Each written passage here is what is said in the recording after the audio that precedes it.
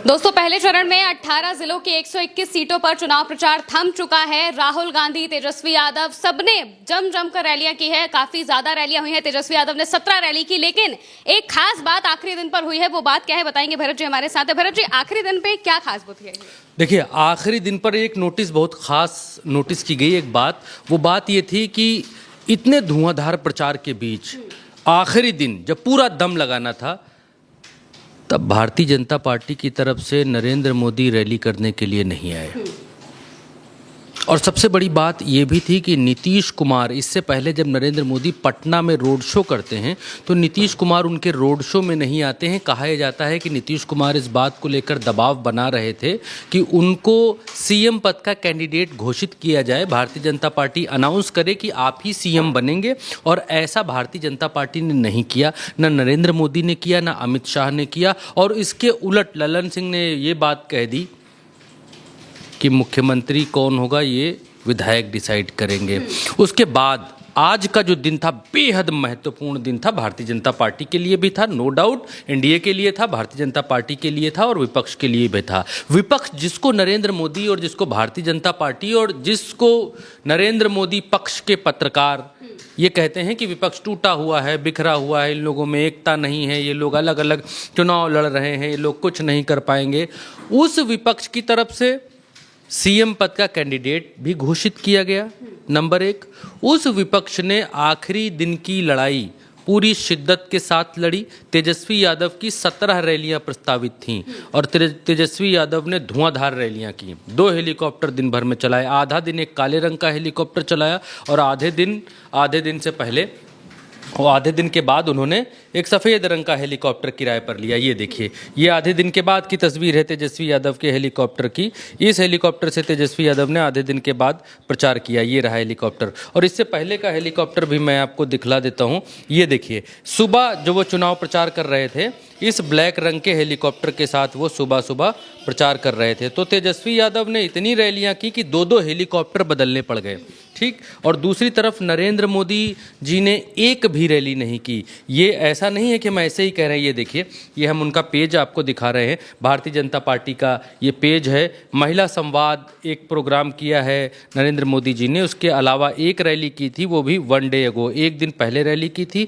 और उसके बाद कोई भी रैली नहीं की है नरेंद्र मोदी ने। तो अब ये आशंकाएं लोग लगा रहे हैं कि क्या भारतीय जनता पार्टी ने हथियार डाल दिए हैं, कि क्या भारतीय जनता पार्टी को ये लगने लगा है कि बिहार में ज़्यादा कुछ बचा नहीं है, या फिर Bharatiya Janata party over confidence में हो सकती है कि भाई अब प्रचार करने की ही क्या आवश्यकता है, हम तो ऐसे ही जीत रहे हैं। 2 ही बातें हो सकती हैं। लेकिन पहली बात के ऊपर लोग ज़्यादा ध्यान दे रहे हैं। राहुल गांधी ने भी एक चीज़ कही, मैं वो आपको सुनाना चाहता हूँ, क्योंकि हम लोग जब चुनाव का विश्लेषण करते हैं तो एक एक चीज़ पर नज़र रखनी पड़ती है। सुनिएगा।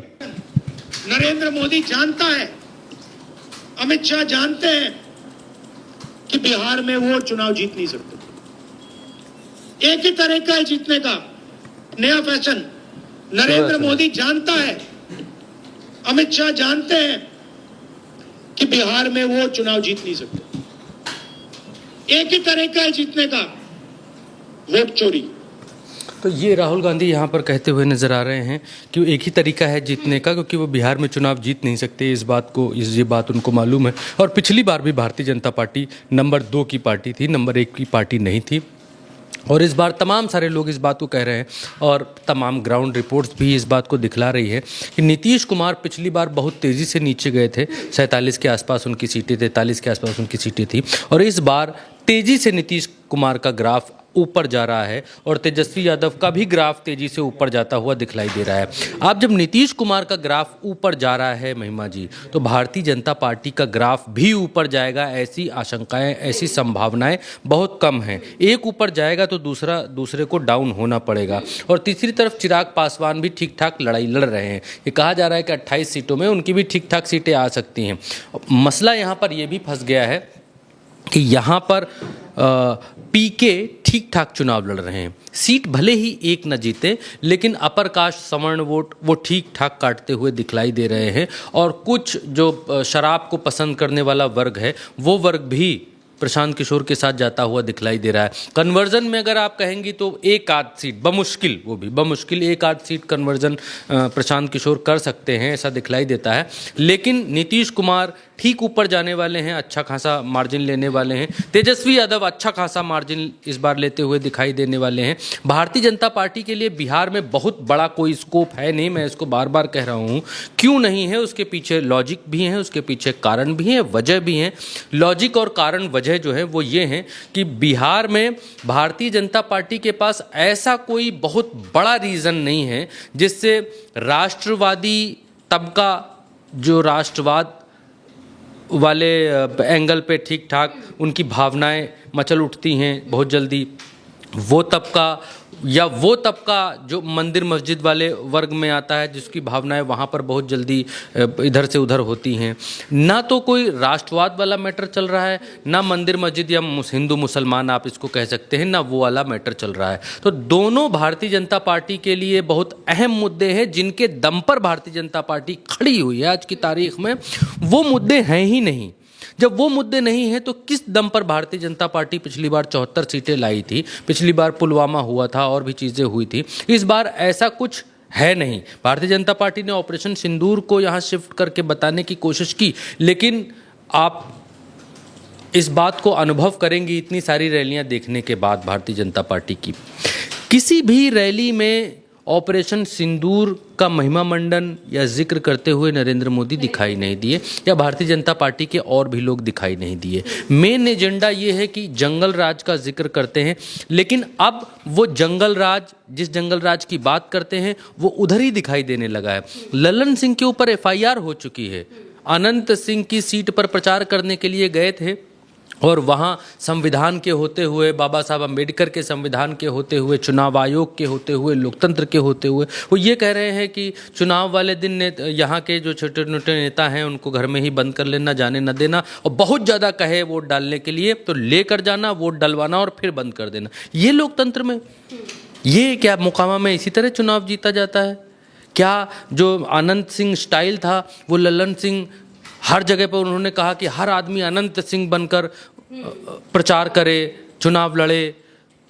तो भारतीय जनता पार्टी और ललन सिंह क्या मोकामा के हर आदमी को अनंत सिंह बना देना चाहते हैं? क्या करना चाहते हैं? जंगल राज की बात तो दूसरों के लिए करते हैं, लेकिन खुद के बारे में कभी ये नहीं दिखलाते हैं कि हम क्या कर रहे हैं। लेकिन ऐसा नहीं है कि रेत के अंदर मुंडी घुसा देने से, शुतुरमुर्ग रेत के अंदर मुंडी घुसा देता है जब भी कोई खतरा आता है और उसको लगता है कि खतरा टल गया।